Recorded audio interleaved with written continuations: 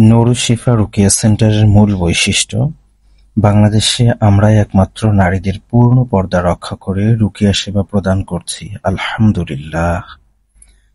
নারীদের সাক্ষাৎ বা ফোনে কথা বলার কোনো সুযোগ নেই, শুধুমাত্র মাহরাম ব্যক্তি সাক্ষাৎ করবেন। জিন কিংবা জাদুতে আক্রান্ত মানুষ অন্য ১০ জন মানুষের মতো নন। রুকিয়ার সময় মানুষের মধ্যে বিভিন্ন অবস্থার সৃষ্টি হয়, যা সোশ্যাল মিডিয়ায় আমরা দেখতে পাই। সুতরাং বলা বাহুল্য, নারীদের ক্ষেত্রে বিষয়টি স্পর্শকাতর ও দৃষ্টিকটু, যা একজন আত্মমর্যাদাবোধ সম্পন্ন অভিভাবক কিছুতেই মেনে নিতে পারেন না। কিন্তু পরিস্থিতির শিকার বেচারা নিরুপায়। গাইরোদ্বেষী যাদের, তারা তো এমন চিকিৎসা নেয়া থেকে বিরত থাকেন। এসব কারণে শুরুতে নারীদের রুকিয়া সেবা প্রদান থেকে বিরত ছিল নুরুশ শিফা রুকিয়া সেন্টার।